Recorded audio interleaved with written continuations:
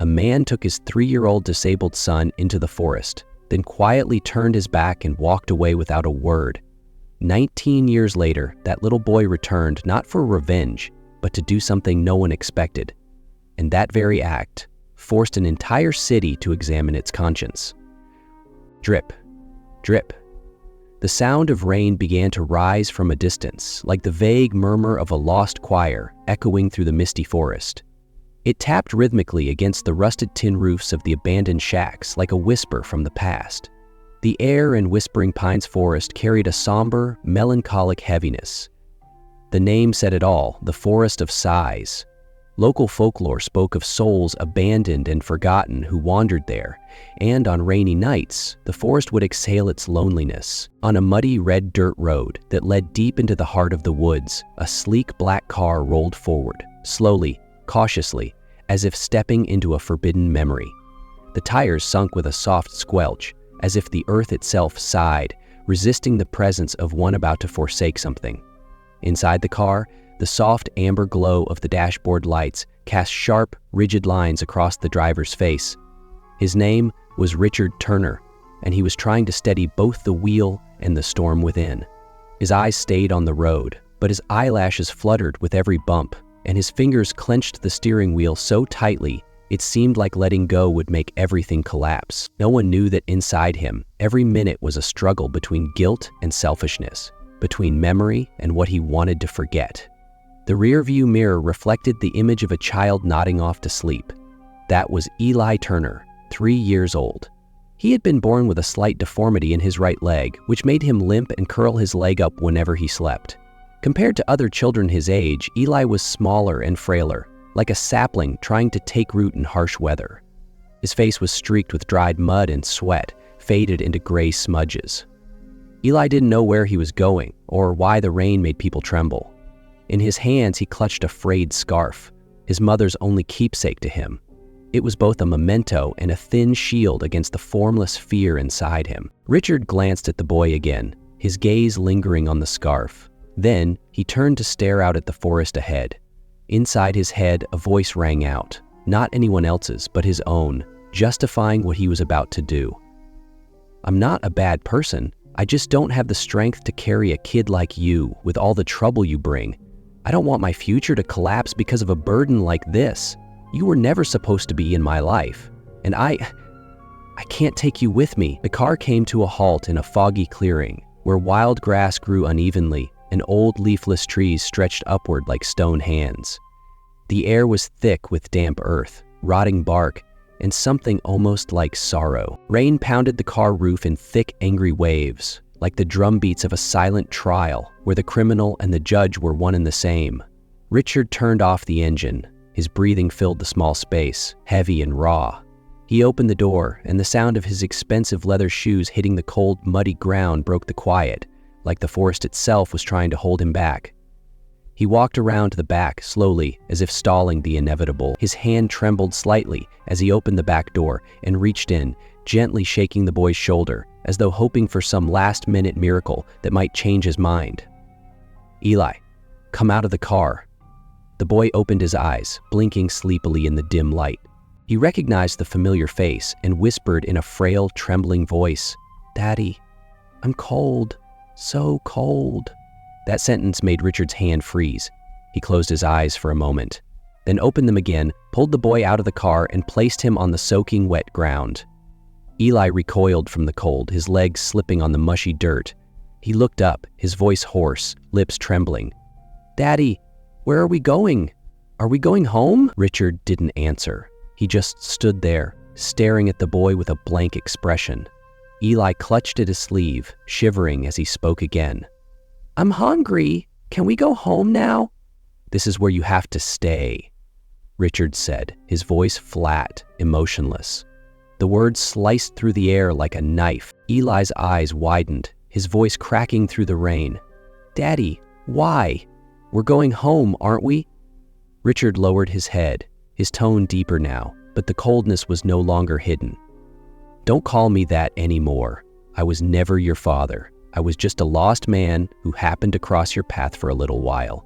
And now, you have to learn to be alone. The wind picked up, whistling through the leaves like far-off whispers. A dry branch snapped and fell nearby, making Eli flinch with a startled cry. He lunged forward, grabbing onto Richard's pant leg, eyes wide with panic, his voice breaking. "Daddy, please don't leave me. I'm scared. It's too dark here. I can't walk." Richard yanked his leg away, severing the memory with the motion. Without looking back, without hesitating, he turned around and walked away, his steps heavy in the mud, as if stomping on his own guilt. The car door slammed shut with a hollow thud. The engine roared to life through the rain, answering with a cruel finality. Eli scrambled after it, his tiny feet stumbling. He slapped his hands against the glass, crying out through the downpour. "Daddy, I promise I'll be good. I won't bother you anymore, I promise." The car reversed out of the clearing, its wheels splattering mud all over the boy. Eli fell, then forced himself back up, chasing the taillights until they disappeared behind the trees. There was nothing left. Only the forest. Only the rain. Only a 3-year-old boy standing in the dark, wide-eyed, not understanding what had just happened. A strong gust of wind swept through. The scarf was ripped from Eli's hands, lifted into the air, then dropped into a nearby bush. The boy stumbled after it, falling into a puddle, but got back up and clutched the soaking scarf to his chest like a talisman. He crawled to the base of a large tree, curling between 2 roots protruding from the earth. His hands trembled as he gripped the edge of his shirt. His eyes stared deep into the woods, where the howls of wolves echoed in the distance. In that moment, Eli didn't cry anymore. Not because he had no more tears, but because he instinctively understood, in the way only children can, that no one was coming. He didn't wait anymore. The last fragile thread of hope had melted away with each freezing drop of rain. But the night dragged on, and the rain did not stop. The next morning, the sky remained a dull ash gray, like a thin blanket stretched across the entire Whispering Pines forest. The aftertaste of the night's rain still lingered on every leaf, every trench in the earth, and in the cold that seeped into the skin. The damp, moldy smell of the forest still hung in the air, mixed with the scent of rotting wood, green moss, and decaying leaves. Ellie Turner lay curled beneath the trunk of a large pine tree, his faded wool scarf pressed tightly against his chest, like the last, fragile shield protecting him from the outside world. It was the only item left behind by the mother he barely remembered, only in scattered fragments of memory. His eyes were wide open, the gaze empty like someone sleepwalking, lost between the lines of consciousness and dreaming. His pale skin trembled inside a thin shirt, now stiff and cold after the rain. His small feet were caked with mud, heels cracked from the cold, knees scratched from stumbling through the darkness against rocks and thorns. Eli no longer cried. The last of his tears had fallen the night before, along with the word "Dad" that vanished into the air without an answer. Since then, no sound had escaped his throat. Only a faint, broken breath remained, as if even existing had to be done cautiously, fearing that a deep breath might summon back the nightmare that refused to end. From a distance, the sound of hooves echoed slowly but clearly through the quiet forest. He turned his head, eyes widening toward the sound. A wooden cart appeared around a bend, its wheels crunching through wet mud, leaving behind jagged ruts. Seated on it was a bearded man wearing a worn, wide-brimmed hat and a thick brown coat with frayed shoulders. He held the reins with a relaxed manner, yet the eyes beneath the brim flickered with wariness, as if scanning the forest for something. The cart came to a halt when it caught sight of the small figure under the tree. The man jumped down, mud splashing onto his pants, but he didn't bother to brush it off. He walked slowly toward the boy, his steps muffled on the damp forest floor, then stopped just a few feet away. He knelt down to eye level, letting the dim light reveal his sun-worn skin, his chiseled nose, and eyes that held something between sympathy and scrutiny.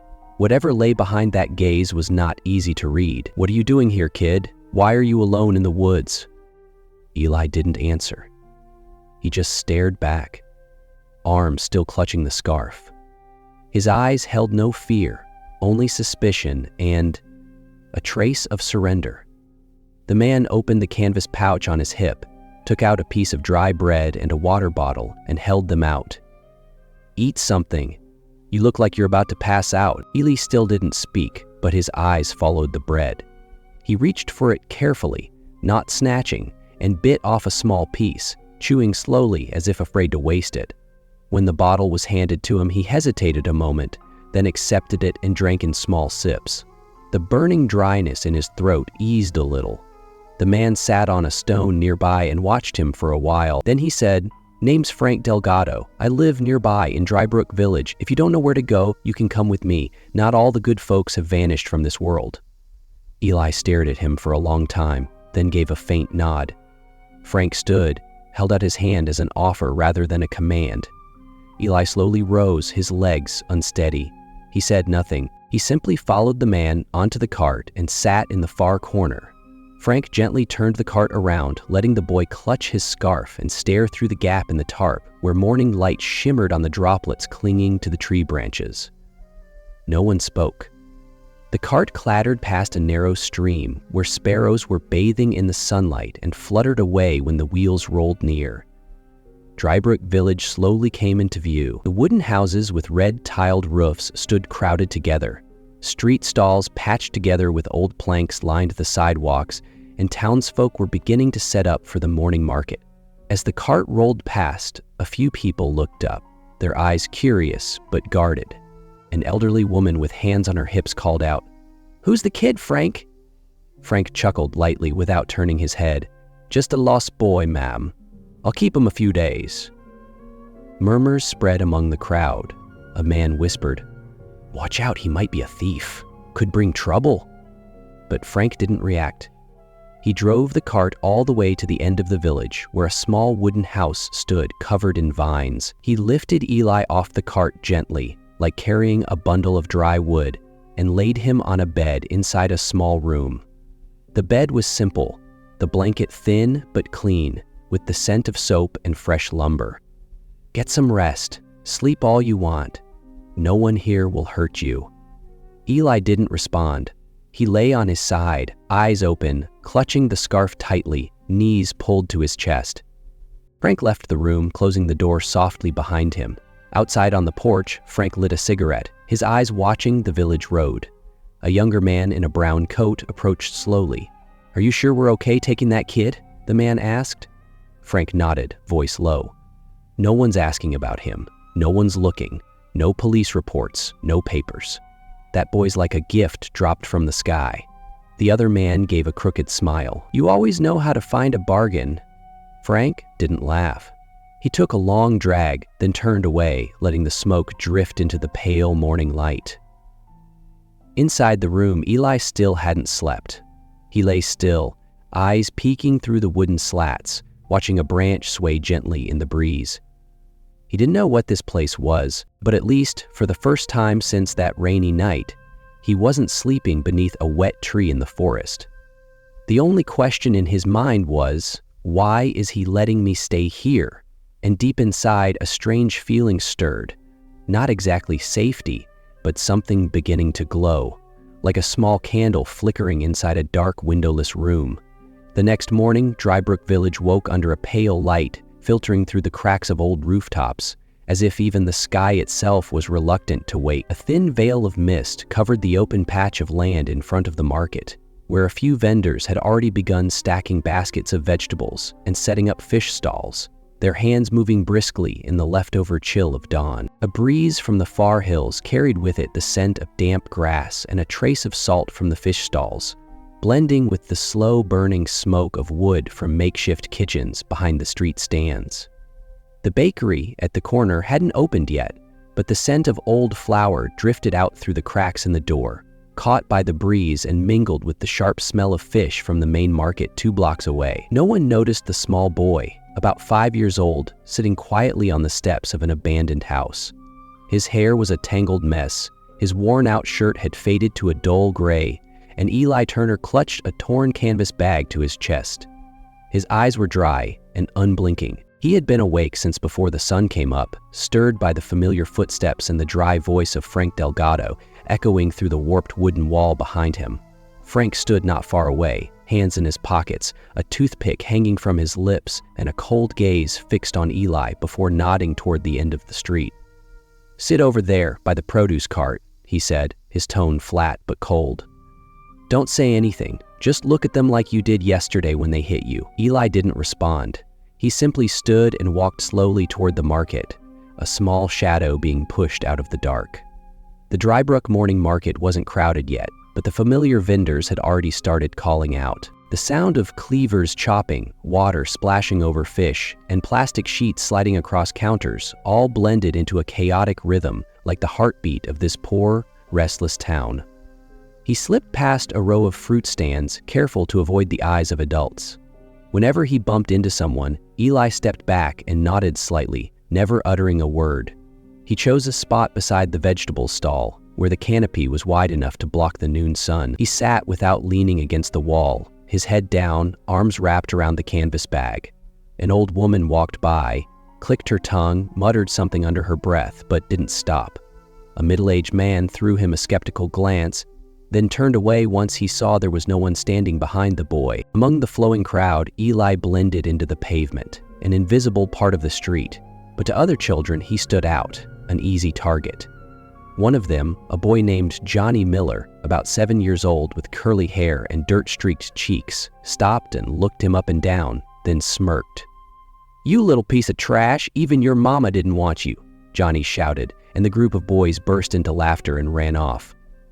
One of them even kicked Eli's leg on the way past. The ground beneath him trembled slightly, but Eli didn't flinch.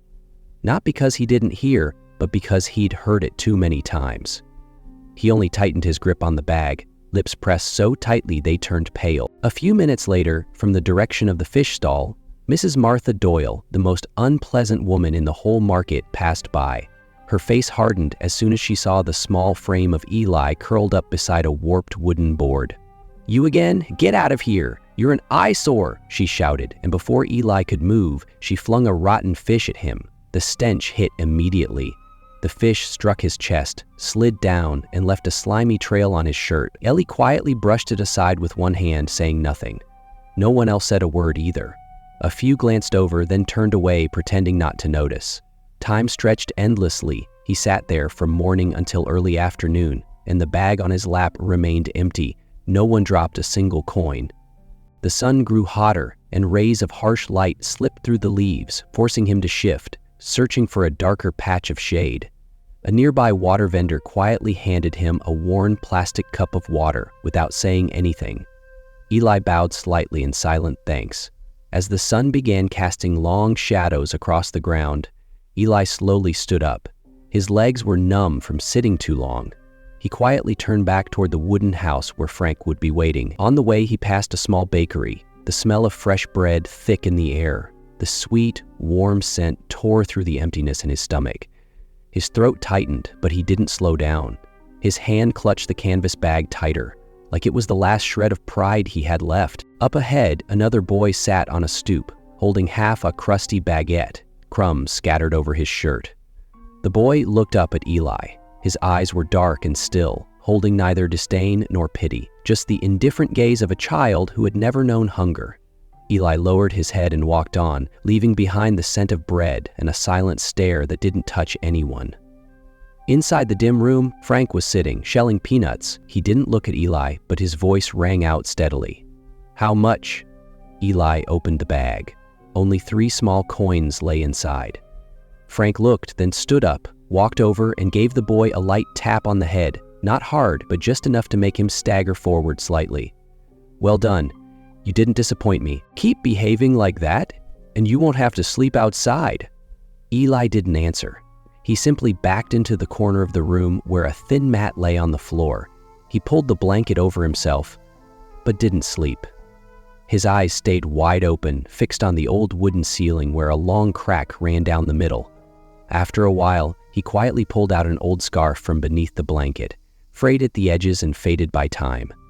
It was the only thing he had left from his mother, the woman he could only remember by her voice and the warmth of her hands.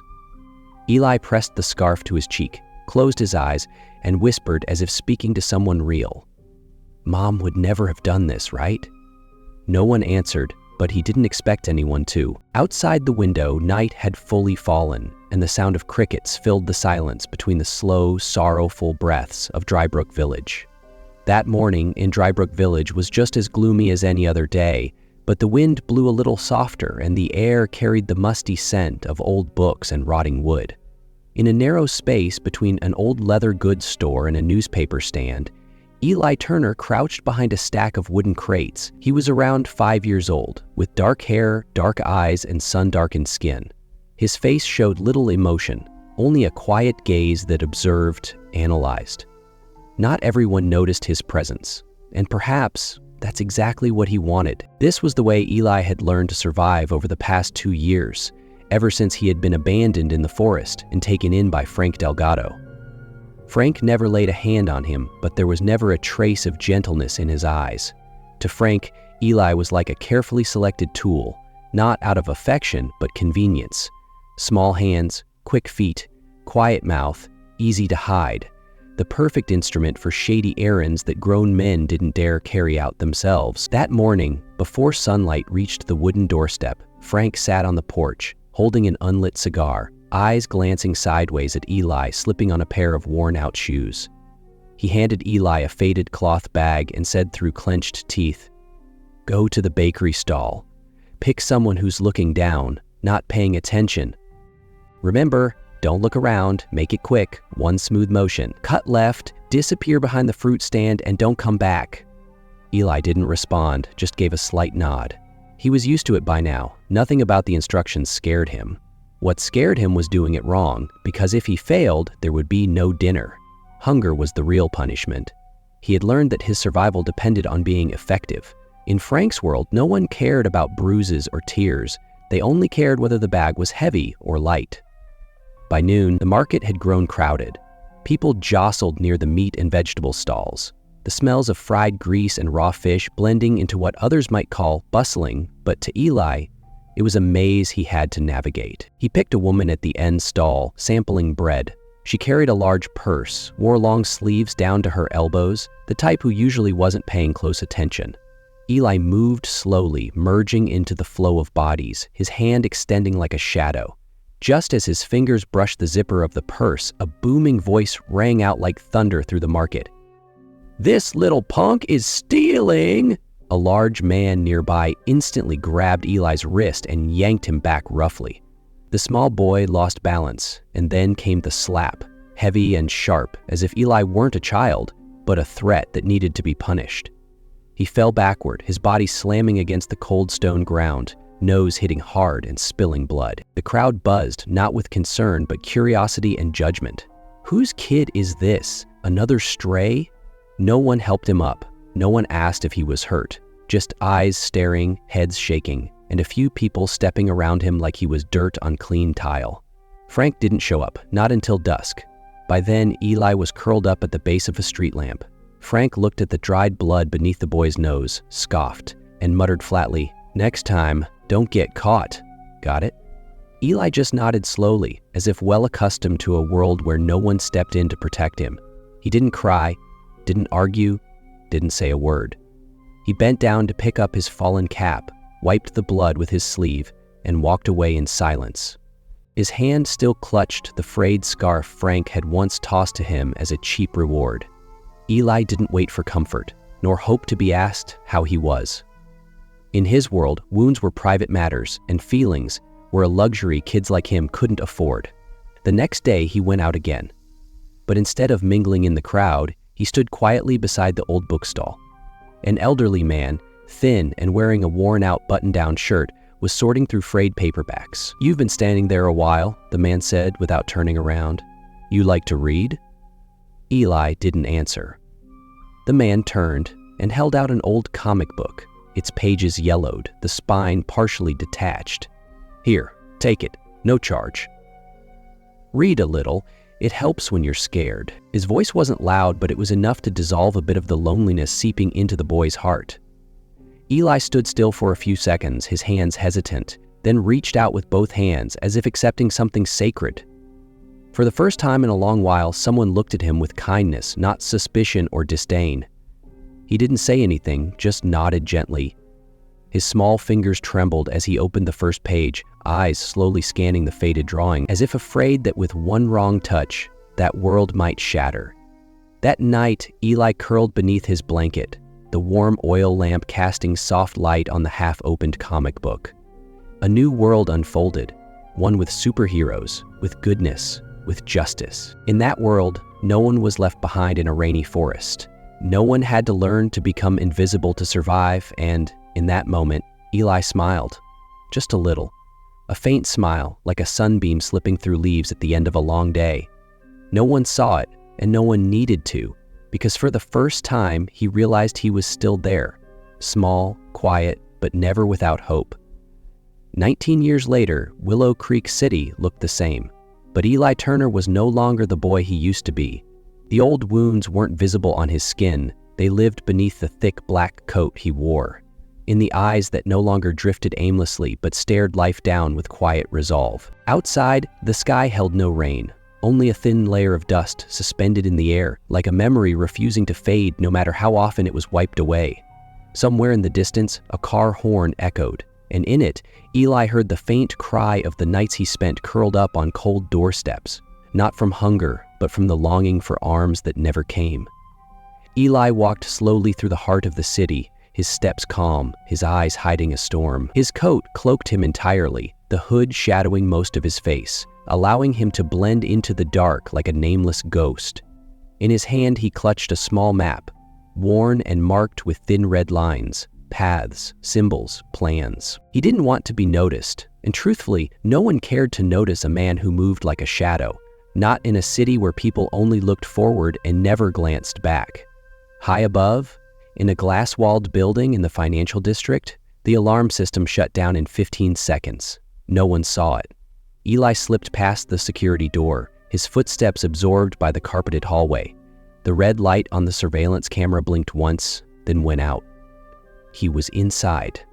Without a word, Eli moved down the dark corridor, eyes scanning the signs on each office door. No need to rush, but no room for hesitation either. Frank Delgado had given him a task: retrieve a file regarding an overseas financial deal between the company and a third party. A clean job, no fingerprints, no suspicions. The door to the executive office swung open without a sound.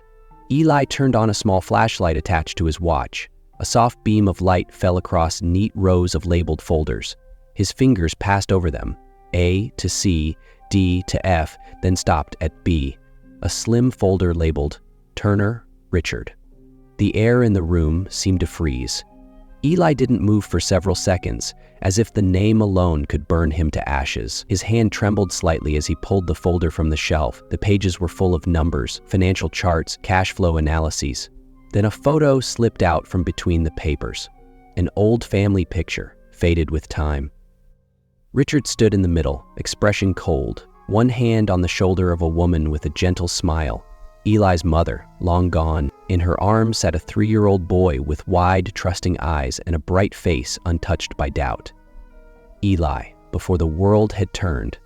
Eli sank into the office chair, one hand gripping the photo as if afraid the memory might vanish. The flashlight's glow lit the child's face in the photo, a smile pure and fearless, unaware that just weeks later, that very child would be left in the forest like discarded baggage.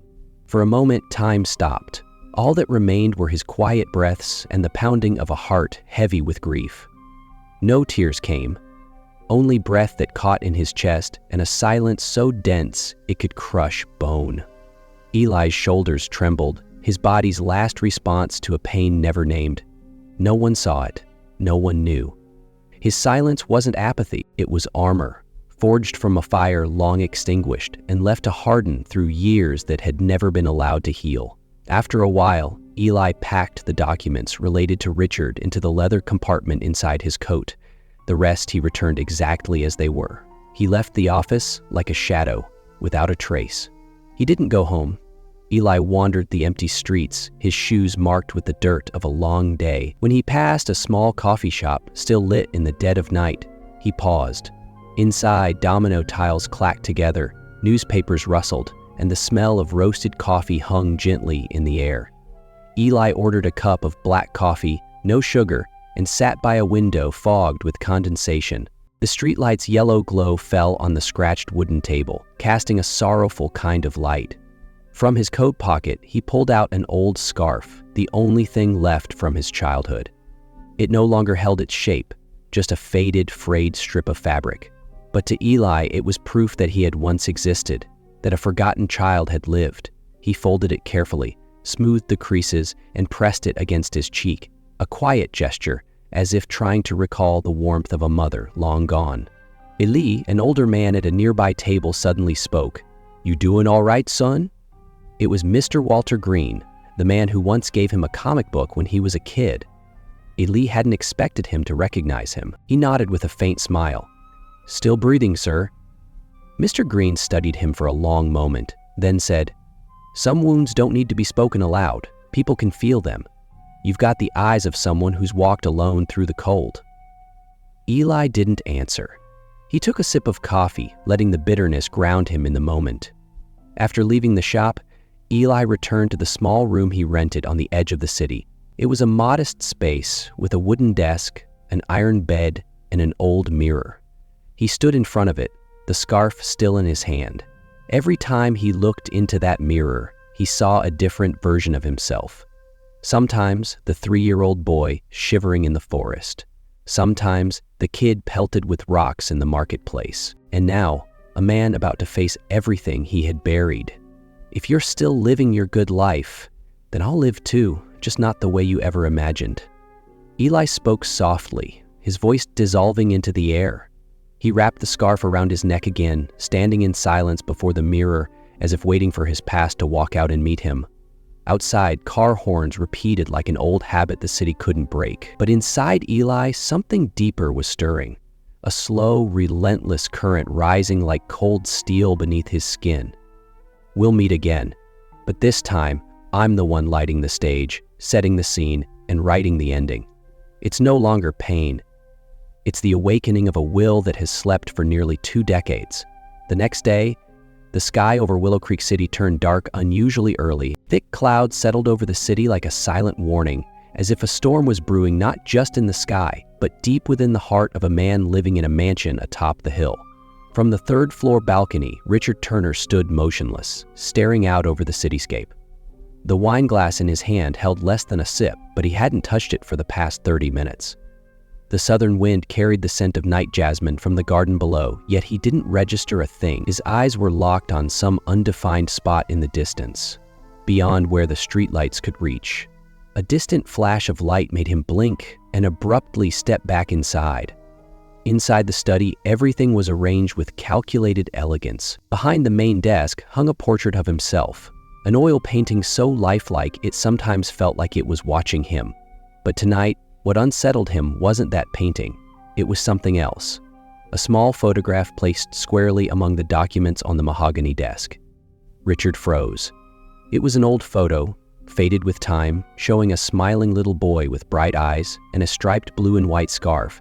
The last Christmas gift Richard had ever given him. Below the picture, a single line had been scrawled in red ink, in handwriting he recognized instantly. It read, "World's greatest dad, or so you thought." His hand trembled, causing wine to spill from the glass. He quickly set it down, grabbing a handkerchief to wipe the desk, but his eyes never left the photo. No one in the house would have dared place it there. No one, except... That very evening, he called an emergency meeting with his advisors and the heads of security. James Carter, his long-trusted bodyguard, sat beside him, silent throughout the session until the meeting was nearly over. "Mr. Turner," James said softly, "if I may, we should upgrade the security system. Someone may have gotten in without leaving a trace." Another man chimed in, "Or maybe it's internal. Either way, this doesn't look like a prank." Richard nodded, but his eyes were distant. In his mind, the boy in the photo resurfaced. Nearly 20 years. That boy, no, that man, couldn't possibly be alive. But if he was, why now? James glanced over at him but said nothing more. That quiet stare made Richard shift uncomfortably. In the end, he approved the plan to tighten security. The following night, a warehouse on the outskirts of the city went up in flames. Police and fire crews arrived too late, Most of the contents had already turned to ash. Internal reports showed no signs of forced entry. But on the west wall, where the fire had barely scorched the surface, a single red letter remained painted clearly. F. No explanation, no signature, just a lone initial, like a timely warning. The news spread fast. Online headlines speculated it was the act of an organized sabotage group. Richard read the reports while seated in his breakfast room, his coffee cup trembling slightly in his hand. He set it down and called out, "Double the guards, starting tonight, every corner, no strangers allowed anywhere near the property." He offered no explanation. James didn't ask for one, but in the bodyguard's eyes, suspicion had begun to smolder. That night, Richard took 2 sleeping pills instead of 1. Still, sleep refused to come. In his dream, he found himself in a forest. The rain poured hard. A little boy stood in the distance, drenched, eyes wide and unblinking. As Richard stepped forward, the boy backed away, step by step. Then he spoke. "Daddy, please don't leave me." The voice was small, but it echoed like thunder inside his chest. Richard jolted awake. The room was pitch black. He sat on the bed, gasping for air, his back soaked in sweat. When he finally rose and stumbled into the bathroom to splash water on his face, he raised his head to the mirror. Steam had fogged the glass, as if even the air inside the room was holding onto a secret too heavy to speak. He reached for a towel, but froze. Written across the misted surface, drawn by a bare finger, were the words, "You will be abandoned too." The handwriting was jagged, shaky, as if trembling from a rage suppressed too long. There was no sound, yet the presence in the room felt suffocating. He staggered backward, hitting the closed door behind him. For a moment, his legs lost all strength, and only the coldness of the stone floor seeped through his thin socks to remind him he was still awake. No one else was in the room. No sound, only the pounding of his heart, each beat crashing against his ribs like a reminder this was very real. Days later, Richard replaced every member of the night shift. He had hidden cameras installed, motion sensors, dual fingerprint locks.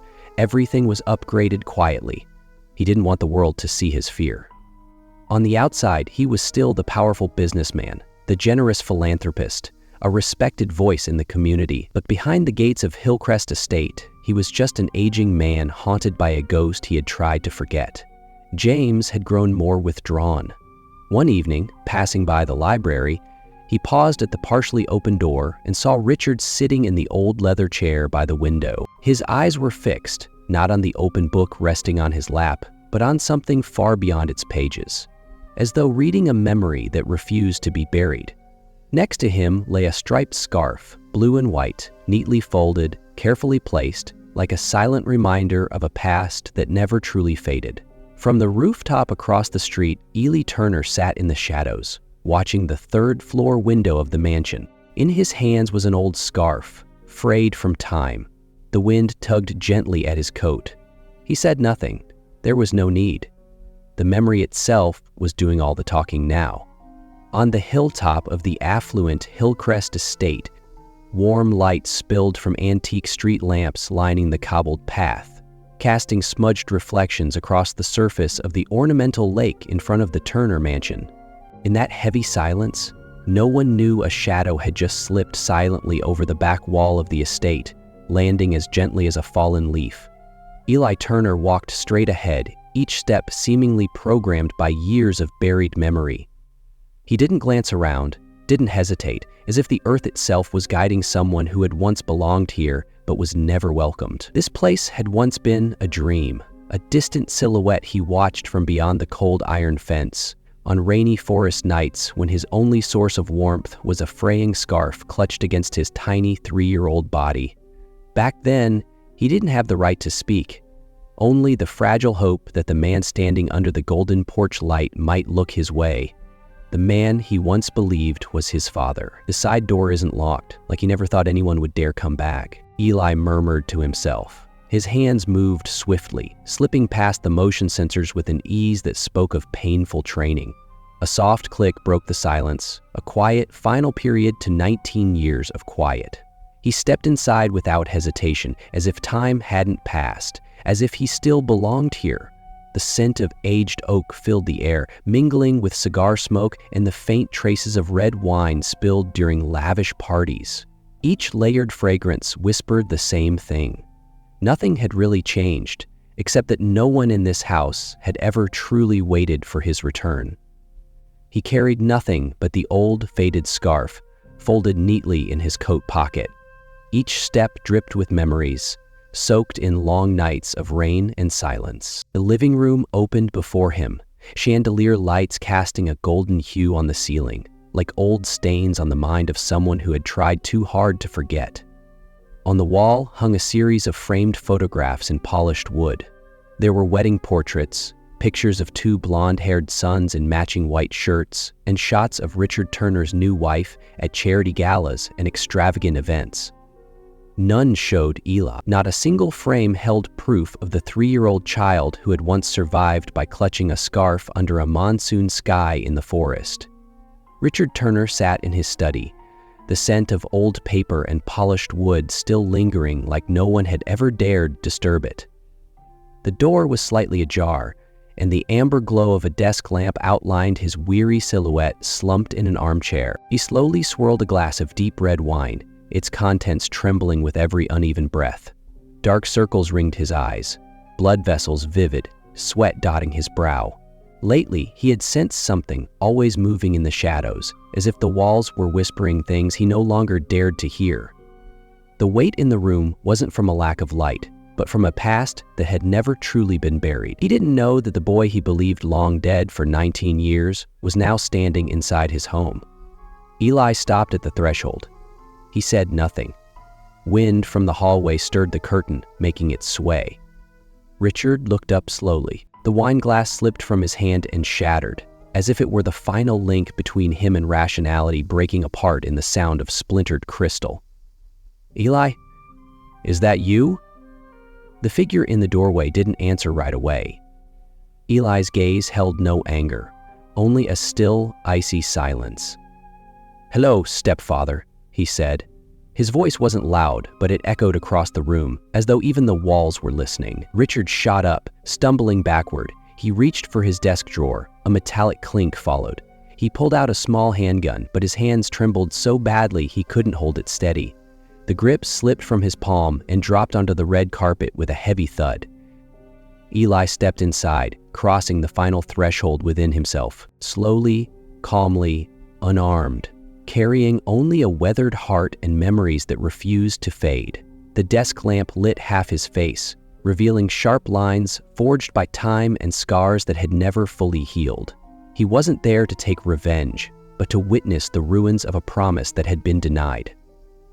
"I didn't come to kill you." Richard's breathing grew rapid. He pressed back against the desk, eyes locked on Eli. "What do you want? Money? Recognition? I can make it up to you? I want you to look at me," Eli said. "Not as a stranger, but as a piece of the past you've tried so hard to erase." He took a step closer. "Look closely. Do I resemble anyone in those pictures on the wall?"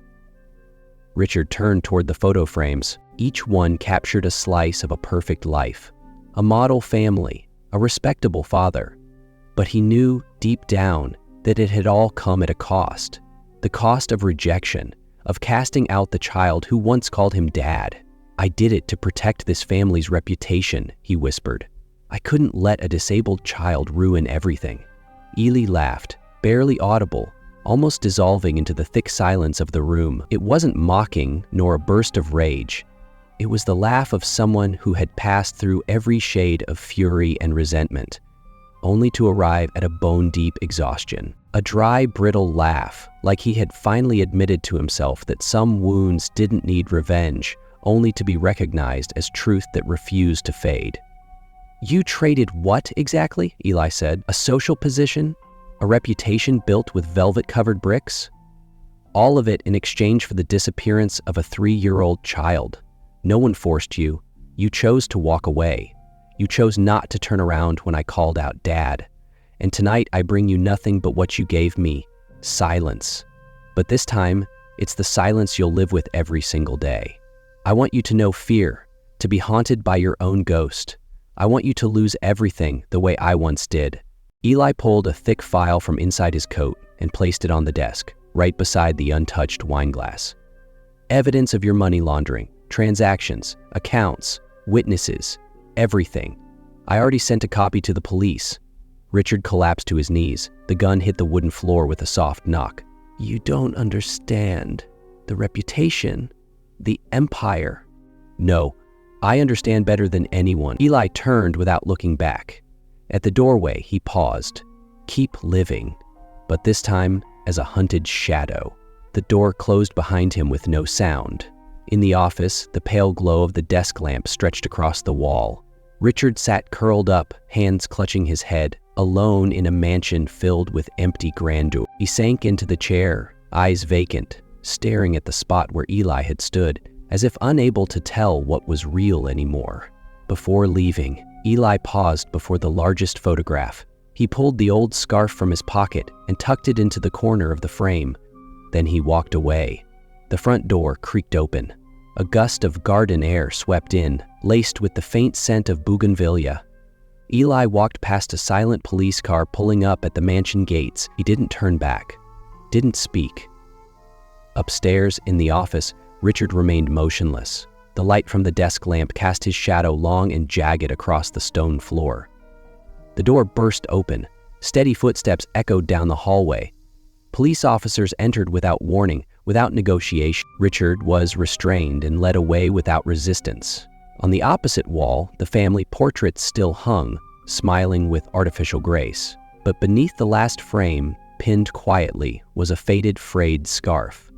It wasn't part of any photo, but it was the only thing that told the truth.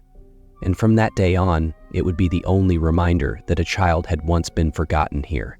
And that forgetting came with a price. After leaving the Turner estate, where crystal chandeliers and walls lined with priceless paintings could not warm the coldness of pretense, Eli Turner walked the familiar old streets of Southview District. Rain fell steadily on the tin rooftops of crowded homes, and each drop felt like it struck his chest, reminding him of the stark contrast between Richard Turner's glittering world and the bitter reality where Eli had once grown up.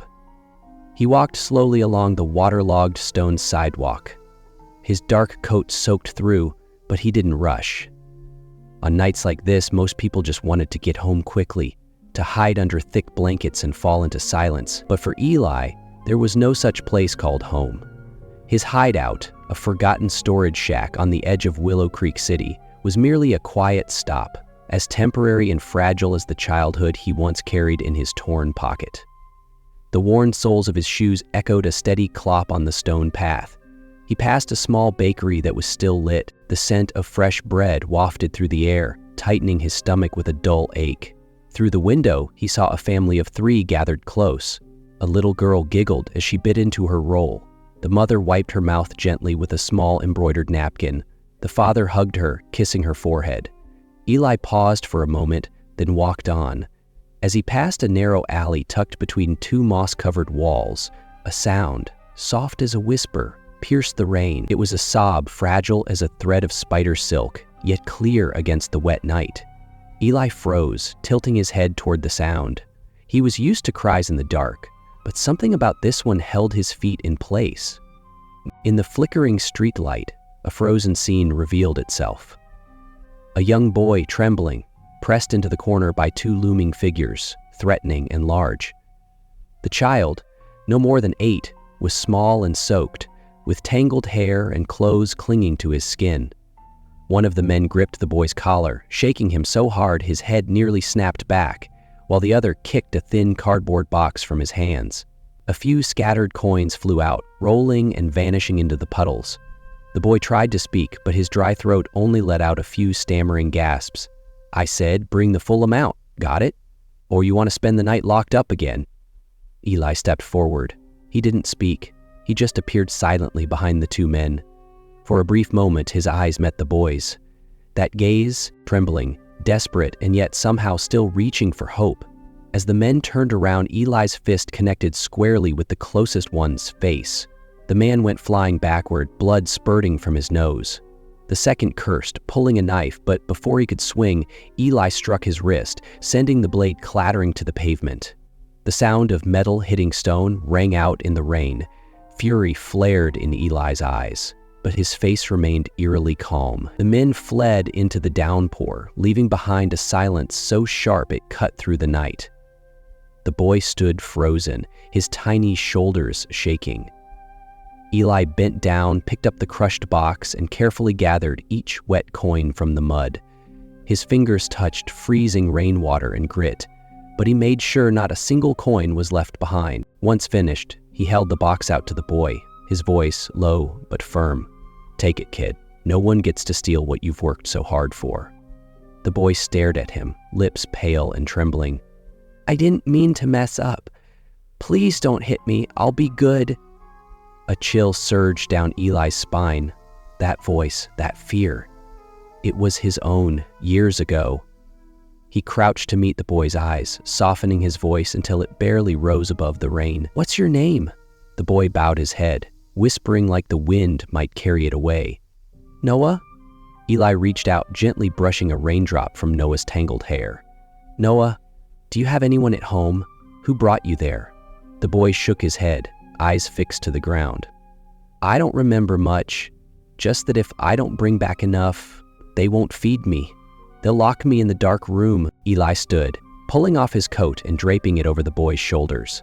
Noah flinched slightly, not used to warmth. Eli leaned closer, keeping the coat snug around the boy's small frame.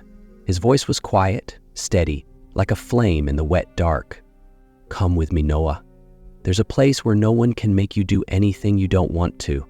There, you'll eat, you'll sleep in peace, and you'll get to be yourself." Noah looked up, his eyes glistening with both curiosity and doubt. "Who are you?" Eli lowered his gaze, then smiled faintly. It wasn't quite sad, just heavy with everything he had lived through. "I'm someone who was once left behind in the rain too, Noah. But tonight I came back, so no one else has to go through that again." The road to Hope Haven Shelter was long and pocked with puddles. Noah walked beside Eli, his small feet sliding slightly in wet shoes. He didn't say much, but now and then he glanced sideways at the tall man beside him. Eli didn't speak. His silence wasn't empty, it was the sound of old memories rising like fog.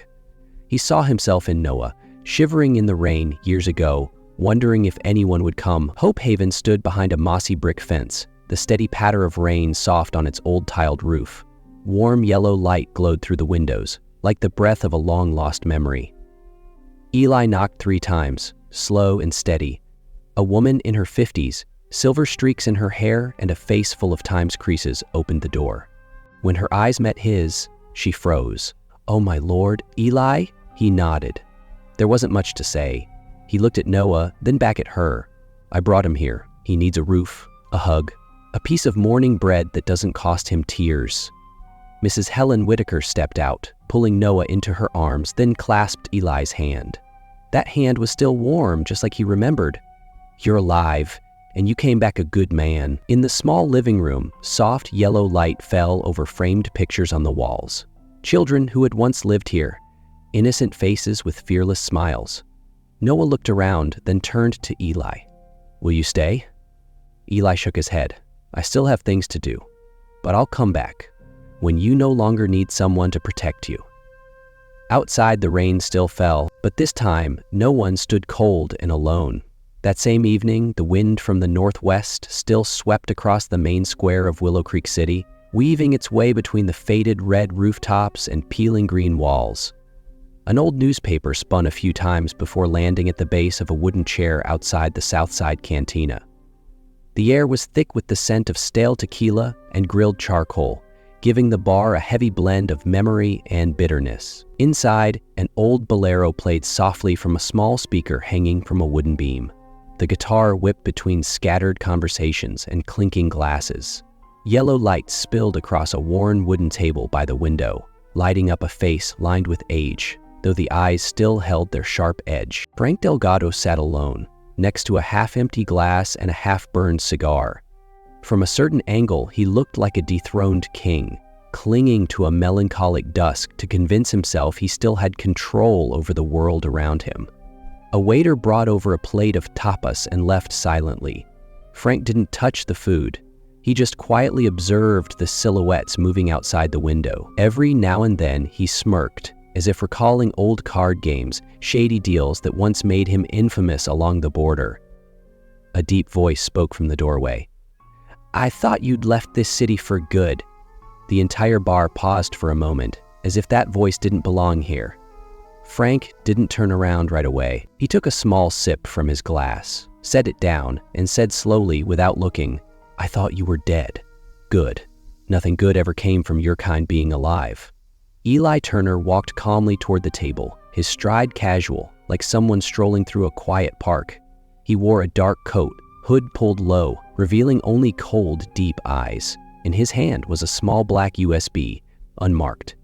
"Whether I'm alive or not doesn't concern you anymore." Frank looked up. Their eyes met. For a brief second, something flickered in Frank's expression.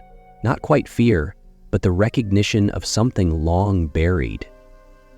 Eli didn't sit. He placed the USB on the table, right in front of him. Frank's voice was laced with contempt and mockery. "What the hell are you doing here? Looking for justice, or still craving praise from the shadows that raised you?" Eli's voice was low, every word clear and cut like it was carved from stone. "I'm here to close a chapter in my life, not with hatred or violence, but by letting the truth speak for itself." Frank laughed, hoarse and sharp, drawing glances from a few customers. A man at the bar frowned, but quickly looked away, clearly wanting no part in anything beyond his beer. "The truth? You think truth means anything in this city? Here, the one with money owns everything. I survived this long because I know how the game works." Eli's tone remained controlled, but every word sliced through the air. "You survived by stepping on the weak. You turned homeless children into tools for profit. I used to be one of them. Not anymore." Frank leaned on the table, his voice low and threatening. "I let you live. If it weren't for me, you'd be dead in that forest, eaten by wolves. I was your father, even without blood." Eli's voice stayed steady. "No, you were a man who bought a cheap life and sold it over and over for your own gain. I raised myself. I taught myself how to breathe, how to hurt, how not to become a version of you." The air thickened. Those nearby pretended not to hear, but their ears were perked, eyes darting sideways. Maybe they didn't know the full story, but everyone understood this conversation was about something no one should speak aloud. Frank stared at Eli for a long moment. "So, you think you're better than me? That you're the good guy? You stole, you fought, you did dirty work for me. You're my creation." Eli stood tall, the light casting a hard edge in his eyes. "No, I'm proof that you can't kill the light. No matter how many kids you break, how many dreams you bury, one will survive. And that one will stand in front of you not to kill you, but to prove that you've already lost." Without waiting for a response, Eli turned and walked away. Each step was a release, a shedding. He passed the old wooden tables, the curious stairs, and pushed open the heavy bar door like a soul breaking its final chain. Outside, the sky had deepened to slate gray. Light rain began to fall, tapping on the rooftops and brick pavement. Eli stood beneath the awning of a shuttered shop, watching the street fade behind the curtain of rain. About 30 minutes later, the wail of police sirens echoed down the street. 2 patrol cars pulled up in front of the Southside Cantina. The bar door swung open, red and blue lights slicing into the interior, flashing across Frank's confused face. "Frank Delgado, you're under arrest for charges including human trafficking, child exploitation, and money laundering." Before Frank could rise, his hands were yanked behind his back and cuffed. A few patrons stood, stepping away. One man recorded on his phone. A young woman covered her mouth in shock. The whole place fell into silence, as if the bar itself had stopped breathing. Frank struggled, shouting into the stunned crowd. "He's mine! That kid grew up because of me, you hear? I made him." A police officer replied in a cold, clipped voice, "No one belongs to you anymore." From a distance, reflected in the fogged glass of an old city bus, Eli saw it all. His expression didn't shift, but his eyes trembled just slightly, not from joy nor revenge, but because, for the first time, a part of his past could be laid to rest. He slipped his hand from his coat pocket. In his palm, the old scarf was still there. The same worn fabric his mother had wrapped around his neck that last winter they were together. Eli didn't kiss it. didn't even stare. He just gripped it tight, then slipped it back into his pocket. The rain grew heavier. Eli pulled up his hood and crossed the square. Each drop hit like a heartbeat, steady and cleansing, like the pulse of a city that had just witnessed something shift. The door to the past stood wide open, not to hold him back, but to let him through. And for the first time, Eli Turner was no longer the boy marked by scars, but a man who could finally live with all of himself, fully, clearly, without hiding. The morning at the brick house began like any other, yet there was something more peaceful than usual. The red tile roof of Hope Haven Shelter still held the night's dew, glistening like tiny glass droplets that hadn't yet vanished. In that seemingly quiet morning, no one remembered the child once abandoned deep in the forest, but in the city's slow breath, something remained. Memories, and a mercy that had never truly fallen asleep. Eli Turner stood beneath the eaves of an old brick house about 30 yards from Hope Haven Shelter. He wasn't wearing a jacket, just a loose, earth-toned shirt with the sleeves rolled up. His hair was still damp from the morning mist. In his hand, he held a faded wool scarf, so worn that only a tiny embroidered flower in the corner remained recognizable. That scarf had followed him throughout his journey, from Whispering Pines Forest to Willow Creek City, and now to what could either be the final stop or a brand new beginning. He had no intention of stepping into Hope Haven Shelter, at least not today. Some doors need time to open, not because they're locked, but because the person outside is still learning how to forgive himself. Laughter rang out from the shelter's playground. Noah Brooks was chasing a red paper kite held by an older kid. His foot caught on a raised brick, but he didn't fall. He just stumbled, then burst out laughing. Eli watched him, the corner of his mouth twitching as if a smile was trying to form but hadn't quite made it. Those sounds, those faces, he had never known them. But he didn't feel envious. He turned to look at the long, moss-covered wall, where faded graffiti had long since lost their color. A child had once written in chalk, "A home isn't always made of four walls." Eli stared at the words for a long time. He slipped his hand into his shirt pocket, pulled out his phone, and dialed a familiar number. The voice of Mrs. Helen Whitaker answered after just 2 rings. "Hello, it's me, Eli." There was a short pause, not from surprise, but as if she were smiling. "You made it back?" Her voice was gentle, like she already knew the answer, but wanted to hear him say it. Eli replied softly, "Not quite, ma'am. I'm just watching from a distance. That's all," Mrs. Whitaker said. "That boy's been asking all morning. He doesn't really remember your face, but he said he remembered your eyes. He said that day, your eyes didn't look like someone bad." Eli looked toward the fence, where Noah was resting, hands on his knees. The boy turned his head, scanning the area as if sensing someone watching. "If he asks, you can tell him I'll come back, just not today. Today I need to learn how to move forward first." "You're afraid he'll be disappointed, aren't you?" she asked gently. "I think he'll understand. Some people are only meant to walk into someone's life for a moment, to leave behind something kind." Her voice softened even more. "But some people are meant to stay, to help rebuild what was lost." Eli was silent for a moment, then nodded, even though she couldn't see him. He spoke slowly, as if not wanting to disturb the peace of that moment. "If one day I do come back, will there still be a place for me there? Always." Her voice came through the phone slowly, but firmly, like a promise that would never be forgotten. He ended the call and held the phone in his hand a little longer. A breeze passed by, carrying the scent of damp earth and jasmine from the small garden behind the shelter. A light drizzle began to fall. Eli stepped off the old brick stoop, his feet touching the worn pavement. He walked slowly toward the intersection where the road split 3 ways. One led to the city center, one toward the old chapel, and a gravel path led to the outskirts, where he had once slept during his first nights after escaping Frank Delgado. A middle-aged man walked by, carrying a basket of tamales, and asked kindly, "Where are you headed?" Eli didn't answer right away. He paused, letting the wind brush his face, letting the light rain soak into his longer-than-usual hair. He looked up at the gray-blue sky. His eyes no longer carried the same coldness. Instead, they were clearer, lighter. Then he turned to the man and offered a small smile. "I'm heading toward the light." The man nodded, asked no more. and continued walking.